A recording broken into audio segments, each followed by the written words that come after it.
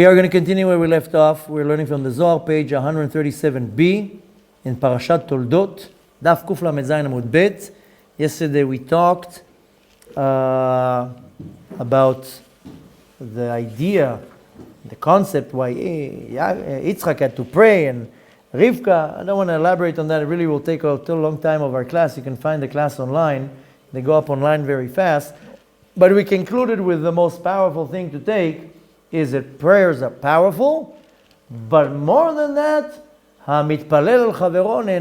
you pray for somebody else or on the behalf of somebody else, you get answer first. And we concluded by saying that Yitzchak prayed not for himself. He knew he's going to have kids. He was just afraid that he's going to be with a different wife. So he prayed on behalf of Rivka, and then she got pregnant, of course. As Rashi says, he's a tzaddik, a son of a tzaddik. She was a tzaddiket, a righteous woman, but a daughter of a wicked individual. But that's what we were talking about, and we concluded about the power of prayer. Now, let's continue a little bit. And it says as follows. The line starts with Amar Hahu Ravia, if you want to follow. And this is again in page 137b. Amar Hahu Ravia. Ravia is a rabbi who questioned what we were learning here. And he says as follows, Amar hu Ravia brer de Rabbi Yehuda. Ravia, who was Chizkiah, the son of Rabbi Yehuda. If so, Amai la rachim leYitzchak leYaakov kol kach kemo leEsav. How come Yitzchak, it says in the Torah that Yitzchak loved Esav because he would trick him all the time, which is another big question. Well, you don't know your son is tricking you? After all, with the level of Ruach HaKodesh as Yitzchak had, you don't know that your son is a thug. But we're not going to talk that. It says Rivka liked Yaakov. He says as follows, Lama hav Yitzchak leYaakov kol kach kmo leEsav. How come Yitzchak didn't love, so to say? He did. It's Yaakov like Esav. Hoil v'hava yada ze zamin iu lekaima mine tresar shivtin. Because he knew Yitzchak was more fond of Yaakov, because he knew that the 12 tribes are going to come from Yaakov and not from Esav. Amar leShapir kamarat. He answered him. You asked very well. Good question.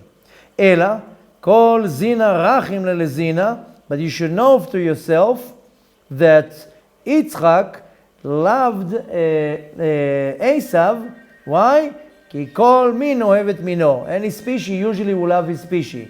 So if you have like a father that likes sports, so he will probably like more the kid that likes sports. Or if a father is a learned individual, likes to learn Torah, and one kid goes to sports, the other one learns more Torah, he kind of will love more the person that is kind of like him. It's usually the case that a father or a mother would like the child that is more similar to them. And usually it says zina. Zina is I don't like saying the word species. But zina is kind of like a species, or maybe a mean is the same kind. I will use the word same kind. So the same kind usually goes after the same kind. So he explains, Tachaz, he come and see, Esav nafak sumak. Esav was born, it says admonil, maybe a redhead. Kama dichtiv, as we see in the text, it says in the Torah, Vayetze harishon admoni kulo. The first one who came out was completely red. Ve'ihu zina de Yitzchak de'ihu dina kashya dil ela. And Yitzchak was rooted in the sphere of gvura. This is a strong judgment, a strong severity. So it's coming from the same place, technically. Right? Just that Yitzchak came from a place of kedusha. But Esav came out of him, which is what's called a harsh judgment, but he came from a low place. As we learned yesterday, Haya hapsolet v'asigim shel Yitzchak came some waste and dirt. היה דין קשה שלמטה בסטרא אחרא. So the little dirt that came out of Yitzchak, it was transferred into Esav. But they both came from the same line of what's called the din, a judgment, a severity, but hard. The damya lezina, so they kind of resembled each other. Yitzchak was din the kedusha, coming from kedusha, severity of kedusha, and Esav was also din, but came from tum'ah, from impurity. But nevertheless, it came from the same side of judgment, of din. Therefore, that Yitzchak had a little bit of a soft heart, so to say, to Esav. V'chol zina azeh lezina, and the same type always will go after the same type. Ve'alda, and therefore, rachim le'esav yatir miYaakov. Then Yitzchak loved Esav more than Yaakov. Even though, again, one can question, well, you like this hoodlum, but you don't know he's no good for nothing. But, okay, listen, now we're looking at a little bit more of a higher level that says, yeah, he came from the same root.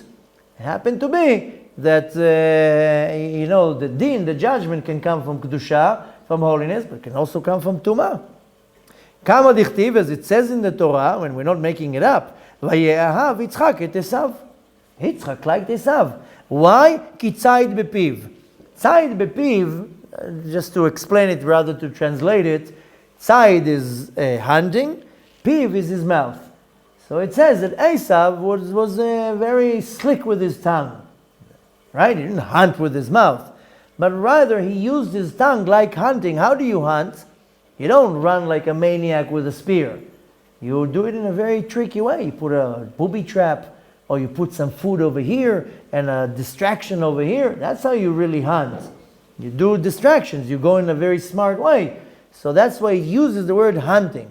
That Esav would kind of be, he was a liar. He was a cheater. And he used to cheat Yitzchak. Which, this is a different question. How was he able to cheat him? But nevertheless, he was tricky in his mouth. So he explains, the Zohar explains, Ktiv, it says in the Torah, Hacha, when it's referring to Esav, Kitzayid bepiv. He used to cheat with his mouth. Uchtiv, and when we're talking about another individual that Esav had, I don't know what's the nice word of saying it, he had an issue with him. Some people have issues with their landlord, some people have issues with their neighbor. A lot of people, they have, I don't want to use this, I think the word that's coming up to my mouth is not the most nicest word, but when two people fight, they have between them machloket. Okay, we'll call it now a machloket, okay? Disagreement. A nice way of saying it. Obviously, Esav had a machloket, a disagreement with a certain individual. I'm sure you guessed right. You're talking about Nimrod. He didn't like him. He I told you yesterday, he whacked him, right? He took him out. It wasn't that Esav was in his 50s, like the Don Corleone or whatever, that gave the order to get him out. He was 15 years old, Esav, when he did it. But Esav had some type of an issue with Nimrod, so he ended up killing him, saying in other words, you don't dance to my tune, I'll take you out. Sounds familiar, right? In our generation, many people in organization, you don't nod your head or jump to dance to their tunes. Okay, we'll whack you. What's the problem? We'll let you sleep with the fish, or many other ways. But nevertheless, when it's talking about Nimrod, al ken yamer ke Nimrod gibor tzayid lifnei Hashem. It also was talking about Nimrod, that he was a brave hunter, but in front of Hashem. Again, Nimrod didn't go out with to hunt a deer. Nimrod was able to trick the entire generation that he is a god, and to distort the reality and to diverse it, that everybody would go against Hashem. That's why his name is Nimrod. Nimrod comes from the word mered. Mered is a uprising. Nimrod was so sharp with his tongue. Oh, I would want to say something right now. I know it's not going to sound nice. I'll say it when the camera is off. But obviously Nimrod was a... no. Now I'm sure all the viewers on the no, say it. Sometimes I say in the videos, I don't want to say it on camera, I'll say it to you later, and then we get 500 comments. What did he say when the camera was off? So, but you know, in Hebrew we say, "Amevin yevin." Dai lecha b'chakim bermiza. Somebody is smart, it's enough to say a little hint. Obviously, Nimrod wasn't, he pretended to be a god. Needless to say that he was the first Freemason. He started the entire movement of going against the Kadosh Baruch Hu. Hava nivna lanu iru migdal. Let's go against the Kadosh Baruch Hu. We will build our own tower, our own city. We don't need the master of the universe. But his tongue was so sharp, like a politician, that he was able to wrap everybody around his fingers and to convince everybody to go against Hashem. I mean, you have to be someone slick. Right? You like the sound effects. That's to save later on the editor to do the toot. Okay? So, but nevertheless, Nimrod, it says again, Gibor tzad lifnei Hashem. He was a ruthless, so to say, hunter, but with his words when it came to distort the truth of Hashem. He literally tricked the entire generation to go against the Kadosh Baruch Hu, and only one went and fought him, which of course is Avraham Avinu. And the commentary says as follows. This is by the Ramak, Rabbi Moshe Cordovero. כמו ששם היה נמרוד גיבור מצד דין הקשה, Nimrod came also from a side of Gvura, of Din, but very, very harsh. Of where? Where did Nimrod come from? From Sitra Achra. Sitra Achra is the other side, which means opposing Kedusha. אף כאן היה עשיו גיבור מצד דין הקשה. Esav came from the exact same place. From where? From the Sitra Achra. But what he's saying here, that amazingly, Yitzchak came from the side of Din. Nimrod and Esav came also from the side of Din. But there's always Din de Kedusha. Din means a judgment. From the side of Kedusha, and there's also from the side of Tumah, from Sitra Achra, the other side of holiness, as Shlomo HaMelech says, Zelu Mazeh bara Elokim. So we see where Nimrod and Esav came from, and what was their theme? To go against Hashem, to distort. Now we continue. Amar Rabbi Yitzchak, says Rabbi Yitzchak, Ktiv vayitrodzetzu abanim bekirba. It says in the text that when Rivka was pregnant, she had a very hard pregnancy. The boys were kind of fighting in her womb. Interesting. It says vayitrodzetzu. Litrotzetz means to run backwards and forth. Vatomer im ken lama ze anochi. What did she say? If this is the case, why was I chosen to bear? Because what did Shem told her? Don't worry, one of them is a tzaddik. She said, yeah, but one of them is a rasha. I'm going to now bring birth to this wicked individual. The generations after that are going to cause destruction to the world. Why me? Vatelech lidrosh et Hashem. Then she went to her tzaddik. She came here to Tzfat, across the street, to Shem and Ever, and she went to Shem. So now Rabbi Yitzchak asks, Le'an atar azlat? Where did she go? To lidrosh et Hashem, to question, to ask, not to question Hashem, but to question, what should I do? Where did she go? And we know she went to Shem and Ever. Shem and Ever is here. כי אם הייתה הכוונה להתפלל, if her point was to go in prayer, then she could have prayed at home. I mean, obviously she went to do Itbodedut. Maybe it took her a few hundred kilometers to her Itbodedut. But if he's saying, Rabbi Yitzchak, if she went to prayer, pray at home. Why are you going on a journey? Therefore, he says, Lebei midrasha de Shem ve'ever. She went to the yeshiva, to the Beit Midrash of Shem and Ever. Why? Sheidreshu be'ada. They were tzaddikim. Shem was a tzaddik. Ever also received it from him. Avraham Avinu went to their yeshiva. So she said, listen, probably in my prayer, I'm not going to get an answer. In our generation, people have all sorts of hocus pocus. They put a note in all sorts of things, thinking like an ATM, a message will come out, and people are using all sorts of nonsense. I mean, she wanted to get an answer. Listen, you have a question, who do you go to? You go to a rabbi, like as if they teach rabbis in rabbinical school, like as if there's a secret book of answers. I possess a secret book. You come with a question, let me look at my secret book. Oh, I'll give you the answer. So people think that great rabbis, they have book of secrets. Why did she went to ask a rabbi, and why you go to ask a great rabbi for advice? Because a great rabbi is in a much higher spiritual level. He's more connected to Hashem. He sees things as they are.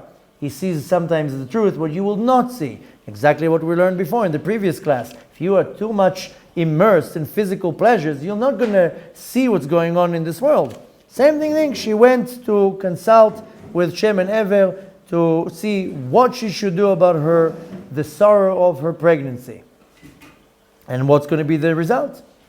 And as it says, "Vayitrotzetzu abanim bekirba," that the boys were kind of running backwards and forth in her stomach. The reason? "De taman hava hu rasha de Esav," because over there was this wicked individual that was Esav fighting with Yaakov. Agach karva bebe Yaakov. Esav was fighting Yaakov in the stomach. Can you imagine two little babies and Yaakov is throwing punches and Esav is throwing punches? But it mamash says, Agach karva be Yaakov. He fought him. Esav fought Yaakov in the stomach. Vayitrotzetzu, I told you, the word itrotzetzu doesn't make sense. Litrotzetz means to run backwards and forth. But why? What's the meaning? Itbaru. They broke. Of course, they had to break each other.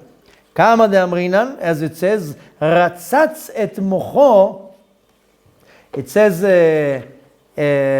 when you have to kill a snake, you have to smash the head, right? Ratzatz et mocho. So it says, vaytrotzetzu, not running backwards and forwards, rather to break something in a very strong way. Shepirush shavar et mocho. He had to break him. Meaning, itbaru da imda. They would fight with each other, who will kill the other. Just imagine what a fight was in there. It was survival. That's why later on, Yaakov fought with the minister of Esav. Esav obviously lost the fight in the womb, so he sent his minister, and Yaakov was also able to protect himself. Veitpalgu, and they separated from each other. And the reason? Ta chazi, come and see. Da sitra de rochev nachash. Esav was a manifestation. He came from the Samech Mem. Samech Mem is the name of the Satan, the devil. Samech Mem harochev al nachash.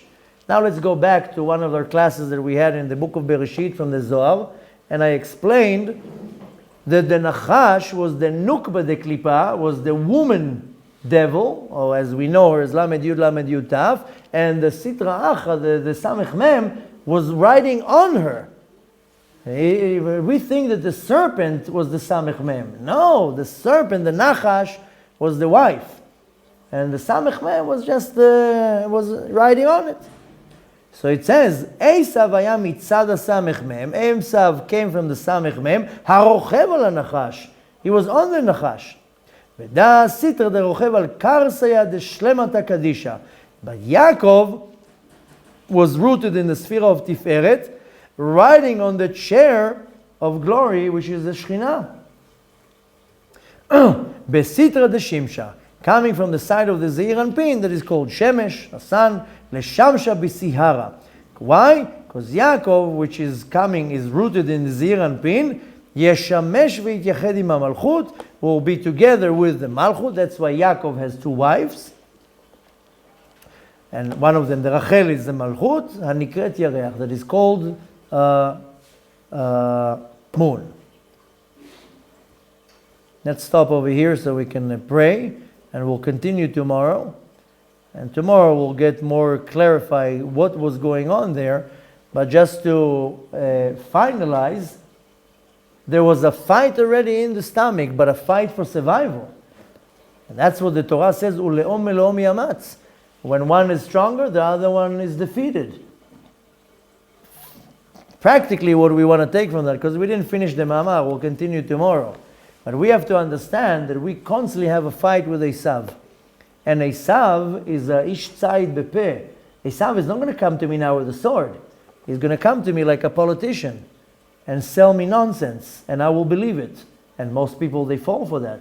It's almost unfathomable to sometimes to see educated people how they're buying the nonsense that Esav is selling them. And at the end, don't imagine Esav some mercenary or some mafia guy.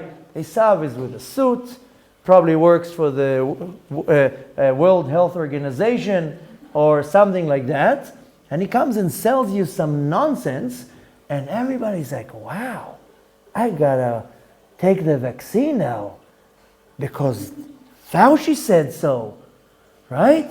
That's an Esav. I'm not saying that Fauci is an Esav. I actually am, but that's a manifestation. But I want people to have the clear. I know I shouldn't say certain things, and people get upset when I involve worldly matters and politics. And you're talking Lashon Hara about Fauci. Okay, so I'll take it. But the point is, people get upset with that, and they stick to the Torah. Well, that's part of the Torah. But the point is that Esav is a ish tzayid. He's not going to come with a spear or with a gun. A tzayid is a hunter. He doesn't have a bow and arrow. He comes with CNN. He comes with NBC, and he tricks you with his mouth. That's an Esav, by the way. That's exactly Nimrod. They trick you with your mouth. Ish bepiv, the tzayid, the hunt is with the mouth. Comes with a lot of high-end words and technology or whatever. But you have to be careful, the fight with Esav. And a lot of people, they are fooled by Esav. And they believe Esav.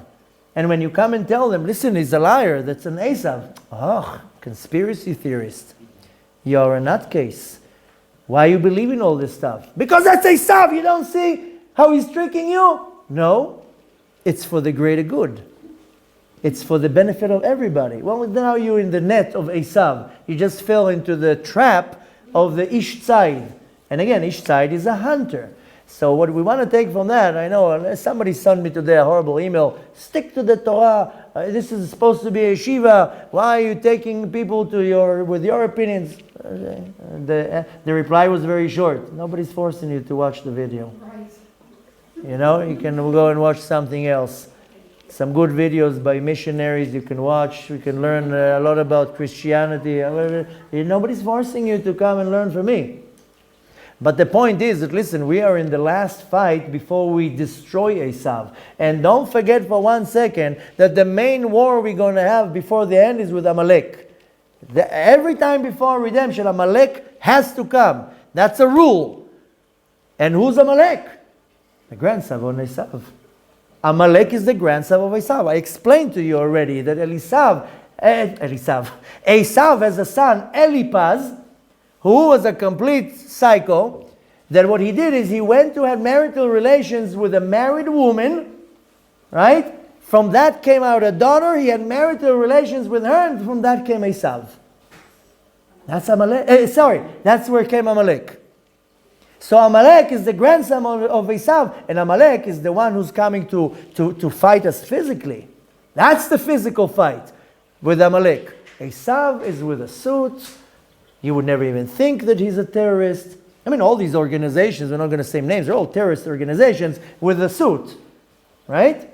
So, and people believe that. The majority of the world believe the fraud of Esav, which takes it from Nimrod. Why do you think Esav killed Nimrod?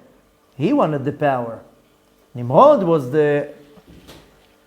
I'm not going to say, but he was the first Freemason. He started the whole thing. Esav didn't like that. I want to be the number one. I want everybody to bow down to me. I want people to believe me. So he's sorry to say that in these type of words. He whacked him. He got rid of him.